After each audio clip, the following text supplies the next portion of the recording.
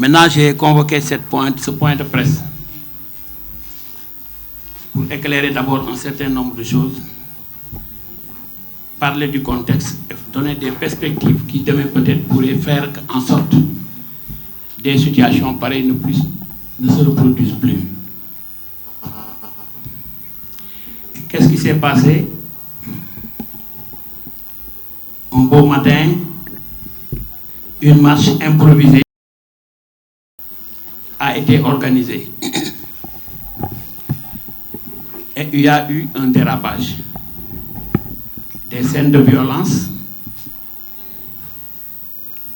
des instituts saccagés tels que Sonatel et la Senelec, des véhicules calcinés, une confrontation entre forces de l'ordre et une communauté. Ce sont des actes que nous tous regrettons. Nous pensons que la police, la gendarmerie, l'armée sont là pour nous protéger, pour assurer notre vécu quotidien et pour nous permettre en toute quiétude de vivre, de travailler sans difficulté. Il y a eu des erreurs. D'où ça vient? Je pense que si on fait l'analyse de la situation aujourd'hui de Guet-Ndar, où il y a 500 pirogues scènes tournantes, et pour la plupart sont équipés par des étrangers. À chaque fois qu'on parle de manifestation, il y en a qui manifestement en profitent pour s'enrichir. Donc on a été infiltrés par rapport à ce que les enfants avaient décidé de faire, à ce que les jeunes avaient décidé de faire. On ne peut pas aussi nier que le fait que nous sommes dans un pays organisé, un pays de droit, à chaque fois qu'il y a une manifestation, il faut se soumettre à autorisation. Ça, c'est la vérité. Mais la situation étant là, j'ai parlé au ministre de l'Intérieur, j'ai parlé à Morngom, secrétaire ministre d'État, conseiller du président de la République. Aujourd'hui, la situation s'est calmée. Il faut reconnaître qu'après, il y a eu des arrestations. Je dois dire que par rapport à toute cette situation, nous invitons le gouvernement du Sénégal à analyser la situation, à faire en sorte que la paix et le calme puissent revenir à Saint-Louis et particulièrement à Guet-Ndar chez les pêcheurs. Il y a beaucoup d'actes qui sont regrettés.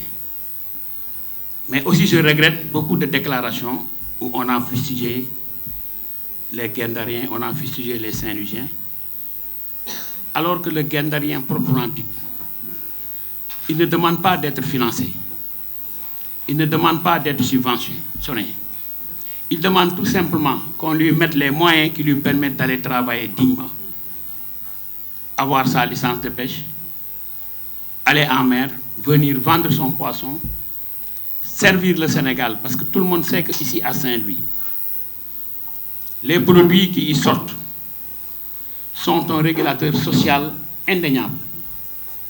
Le poisson va partout dans le pays. Et tout le monde sait que dans chaque famille, tu as 1 kilo de riz, tu as 2 yaboy, tout est réglé.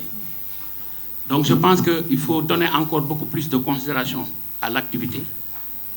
Il faut s'occuper beaucoup de ce secteur-là qui est la pêche, qui apporte beaucoup sur ce qu'on appelle les produits d'exportation. 243 milliards par an, ce n'est pas du hasard. Toutes les entreprises de congélation et d'exportation de poissons qui sont ici au Sénégal sont ravitaillées à partir de Guet-Ndar. Ce n'est pas un secteur à négliger. Si on calcule le coût d'investissement de l'ensemble du matériel qui se trouve dans le quartier, c'est des milliards. Si on calcule l'emploi que cela crée, 25 par pirogue sur 500 pirogues, c'est beaucoup d'emplois. Si on calcule le nombre de familles qui tournent autour de cette activité, c'est beaucoup de familles qui sont nourries à partir de cette activité. Si on calcule les chaînes de valeur entre la distribution, le transport et la consommation, Gendar apporte beaucoup pour ce pays-là. Donc je pense que ces éléments doivent faire en sorte que j'invite Monsieur le Président de la République à prendre beaucoup plus de considération pour Gendar, bien qu'il y ait considération. Nous avons des difficultés. Nous avons nos licences de pêche, nous avons la mer qui avance, nous avons l'Ambichour qui est là, qui chaque année, au moins, nous prend 20 ou 25 de nos fils. Nous avons le fleuve qui est pollué, qu'il faut draguer. On parle de maladies un peu partout et de virus. Donc je prends qu'on va prendre les mesures anticipées, le draguer le fleuve qui retrouve son lit normal et qu'on retrouve ce qu'on appelait autrefois les djanais, les sipors, les cotis, hein, ce qu'on pêchait dans le fleuve. Je pense que pour tout état de cause, la situation qui a prévalu doit nous enseigner sur beaucoup de choses et prendre des perspectives. C'est pourquoi j'ai proposé que le ministère de la Pêche, chaque année, qu'il puisse dans son budget préparer de quoi acheter toutes les licences avec la Mauritanie. Ensuite, retourner vers les pêcheurs pour leur dire que voilà les licences, voilà comment il faut les payer. Je crois qu'avec ça, le calme pourrait revenir définitivement et pour de bon dans cette ville qui nous est chère. Saint-Louis ne connaît pas ce qu'est la violence. Saint-Louis, c'est un havre de paix. C'est une ville de civilisation. C'est pourquoi il faut tout faire et tout mettre en œuvre pour que le calme puisse revenir. Pour que ces braves jeunes qui bravent la mer à tout moment, la tempête à tout moment, pour faire vivre leur famille,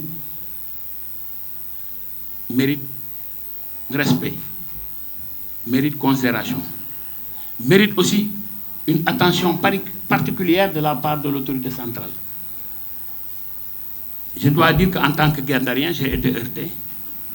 Mais quand j'ai compris la situation, je sais qu'on a été infiltré par des gens mal intentionnés qui ont posé des actes qui ont nui à la réputation de notre quartier.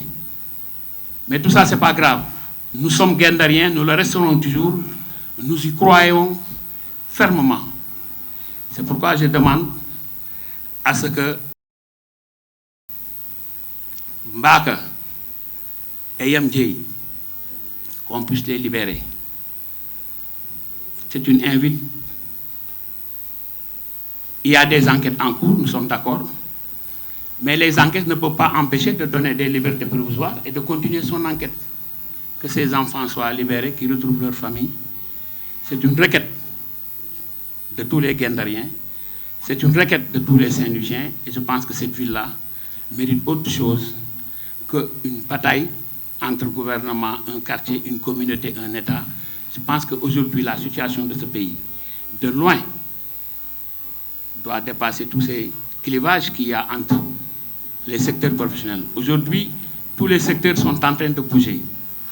Si vous prenez le secteur de la santé, il y a des difficultés. Si vous prenez le secteur de l'enseignement, il y a des difficultés. Le secteur pétrole-gaz, il y a des difficultés. Donc je crois que la mission d'un État, c'est de faire en sorte que les gens retrouvent leur sérénité, qu'il y a un calme dans ce pays pour qu'on puisse le développer. Un pays ne peut pas se développer sur le feu. Un pays ne peut pas développer sur des clivages de tous bords et à tout moment.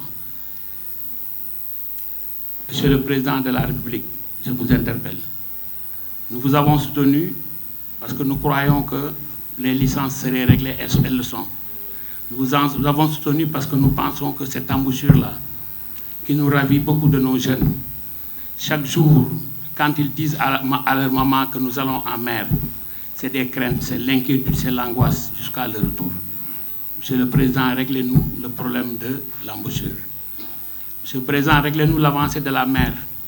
Toutes les maisons appartenant à nos grands-parents, à nos grands-mamans sont en train de disparaître. Monsieur le Président, draguez-nous le fleuve. Monsieur le Président, embellissez notre ville qui nous est très chère, qui est Saint-Louis. C'est cela qu'on attend de vous. Et je pense que c'est un ami qui vous parle. C'est quelqu'un qui vous a soutenu parce que tout simplement, qui ne veut rien du tout, mais par rapport à ce qu'il a cru que les problèmes de Saint-Louis seraient réglés avec votre deuxième mandat ci gàttal loolu